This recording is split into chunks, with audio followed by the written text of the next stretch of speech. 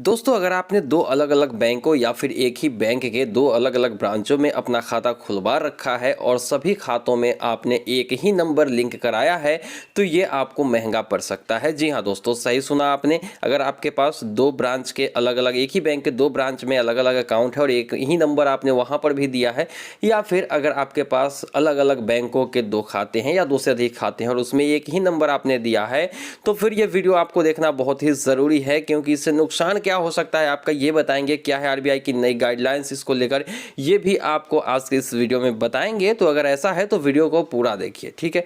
तो चलिए देख लेते हैं एक एक करके कि आखिर दिक्कत क्या हो सकती है। देखिए दोस्तों, अगर आपके पास एक ही बैंक के दो अलग अलग ब्रांच में, मान लिया कि एसबीआई के किसी ब्रांच में आपका खाता है और एसबीआई के किसी और ब्रांच में आपने खाता खुलवा रखा है और वहां पर आपने एक ही नंबर अपना रजिस्टर दिया है, क्योंकि आपके ही खाते हैं तो जाहिर सी बात है आप अपना नंबर देंगे।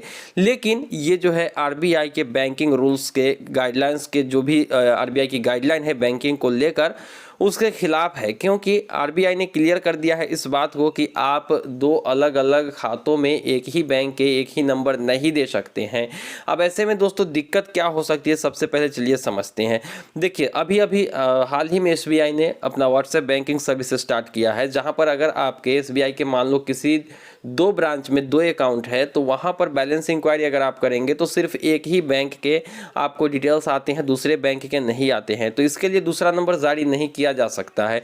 तो यहाँ पर सबसे बड़ी दिक्कत तो ये हो गई। उसके बाद अगर हम बात करते हैं यूपीआई को लेकर, तो यूपीआई किसी भी एप्लीकेशन से अगर आप करते हैं तो अभी तक जो है केवाईसी आपको करना तो होता है कहीं कहीं। जैसे हम फोन पे की ही बात करें तो वहां पर केवाईसी करना होता है, लेकिन यह मैंडेटरी नहीं है। लेकिन आने वाले दिनों में केवाईसी मैंडेटरी हो जाएगी तो फिर आपको जो है दिक्कत हो जाएगी। आप जो है अपना दोनों बैंक अकाउंट जो है यूपीआई में ऐड नहीं कर सकते हैं। ये आने वाले समय की हम बात कर रहे हैं।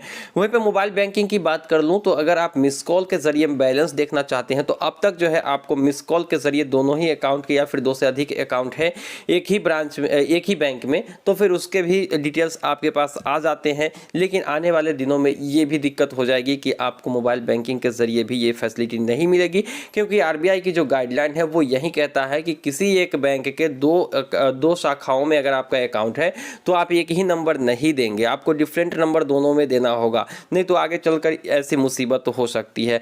अब बात कर लेते हैं अपने, अगर मान लो कि आपका एसबीआई में कोई अकाउंट है और आपके घर में किसी का अकाउंट एसबीआई के किसी और ब्रांच में है, तो वहां पर भी आपने अपना ही नंबर दे दिया है। तो इस स्थिति में भी आपको बहुत दिक्कत हो सकता है, क्योंकि यहाँ पर जो है आपको केवाईसी करने में दिक्कत होगी। क्योंकि उसी नंबर से अगर आप केवाईसी करते हैं तो केवाईसी आप अपने नाम का करेंगे, लेकिन दूसरे के नाम का भी अकाउंट लिंक है आपके नंबर से, तो फिर वहां पर उनको दिक्कत हो जाएगी। तो ये एक परेशानी हो सकती है। लेकिन फाइनली अब बात कर लेते हैं उन बैंक्स खाताओं की, अगर अलग अलग बैंक में आपका खाता है, जैसे पीएनबी में आपका खाता है, एसबीआई में आपका खाता है और वहां पर एक ही नंबर आपने दिया है, तो ये चल सकता है। यहाँ पर कोई दिक्कत आपको होने वाली नहीं है, ना यूपीआई में, ना व्हाट्सएप बैंकिंग में, ना आपको यूपीआई या फिर मोबाइल बैंकिंग कुछ भी कह लीजिए, केवाईसी की इशू भी नहीं होगी। तो अगर अलग अलग बैंक में दो खाता है और दोनों पर एक ही नंबर है तब कोई दिक्कत नहीं है, लेकिन एक ही बैंक में दो खाता है और सेम नंबर आपने दिया है तो बहुत परेशानी आने वाले दिनों में हो सकती है। इसीलिए जितना जल्दी हो सके आप जो है अपने नंबर को या तो अपग्रेड करिए, चेंज करवा लीजिए, या फिर हो सकता है तो किसी एक खाते को अगर जिसका आप कम इस्तेमाल करते हो तो उसको बंद करवा लीजिए तो बेहतर होगा। ये थी एक इम्पॉर्टेंट अपडेट एक ही बैंक में दो नंबर लिंक होने को लेकर।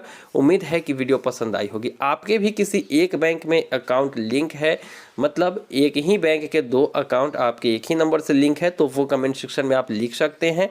आज के वीडियो में बस इतना ही, मिलते हैं किसी नई वीडियो में, दीजिए इजाज़त। Thank you.